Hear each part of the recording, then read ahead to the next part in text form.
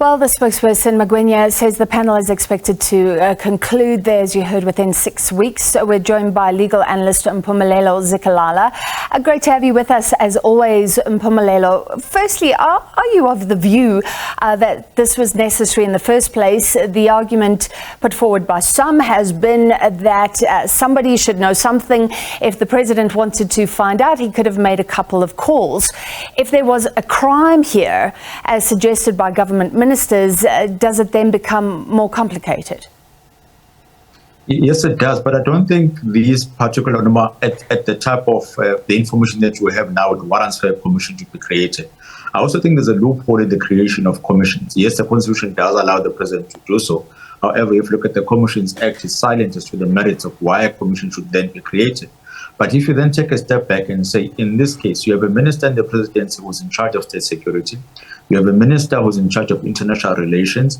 You have a minister who's in charge of defense and military veterans. Now, all those three ministers have not sat together in their own committee, compiled a report and said to the president, we've looked and we've investigated. This is the type of preliminary report that we've came up with, and it warrants for a commission to be created. Now, a commission ought to be created in instances where there's a loophole when it comes to legislation which is applicable. The type of institutions that we have do not have the capacity to investigate or to take action against the wrongdoers if there's any wrongdoing in the purchase of arms. Now, in this case, we simply learn from the media that there's been an allegedly purchase of arms by the Russian government, and the immediate reaction is, let me create a commission. Now, commissions are very expensive, and from the time of the history that we have, I don't think there's a single commission, if there is a very few, that have started and ended whatever they've been given to investigate within the recommended time. So I don't even believe that the weeks which have been allocated are going to be sufficient for this commission to finish their job. But most importantly, they haven't come up with innovative ideas which then seek to say, this is how we must prevent this type of thing from ever happening again, create this legislation which is going to assist us. It hasn't yielded the type of results in which it ought to yield. So the question is it really a commission which is required, or do we need those departments to do their job? Look, I guess the public wants answers, and commissions do help us find out what was going on. For instance, Zondo, we had complete access there. But certainly the ministers that you talk about and the president could have kept us in the loop, kept us informed.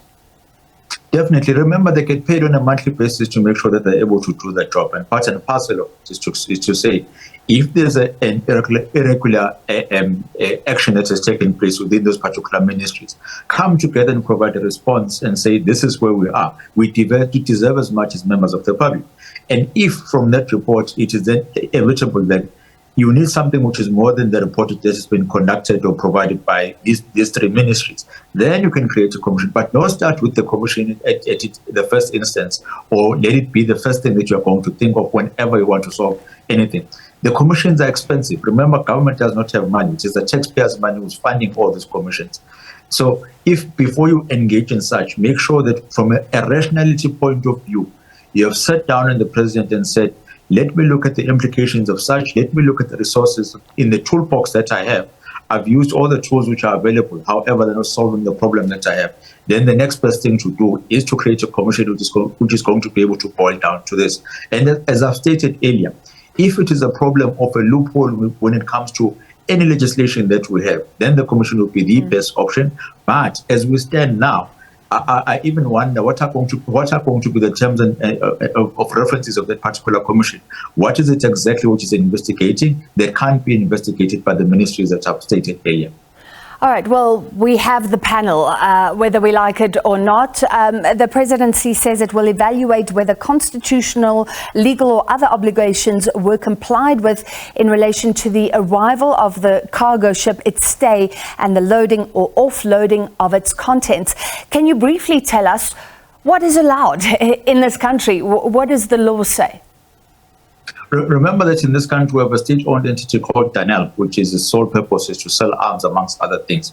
So there are going to be international or other governments which are going to buy arms from South Africa. I think what the commission will then evaluate is to say, when did the purchase order actually begin? When did the inquiry or the interest in terms of purchasing those arms, if they were ever purchased, actually take place? Let's check whether you did not sell arms to a country which is fighting, which is something which is prohibited by international law. and the type of treaties that we then sign with other international treaty countries like United Nations and such. So that's the only thing in which they ought to investigate. And then if there are instances in which someone has misbehaved, has sold arms to a country in which is involved in conflict, then you take a step back and you say, how was it allowed? In terms of the various persons which are supposed to authorize such sales, how do they do it, knowing very well what the law allows and what the law does not allow? And then take consequences on those individuals and say to them, you have misbehaved and this is how we are going to punish you. But most importantly, if there are any loopholes in the legislation which governs how these particular processes are done, if maybe there's one last action which must be permitted by anyone in the ministry, let's create that step to prevent this thing from ever happening ever again. All right, thank you so much. Let's see where we are in 6 weeks' time. Legal analyst Mpumelelo Zikalala, and not convinced that the panel will be done with its work by then, and we may see an extension, as we often do in these cases, but we'll follow.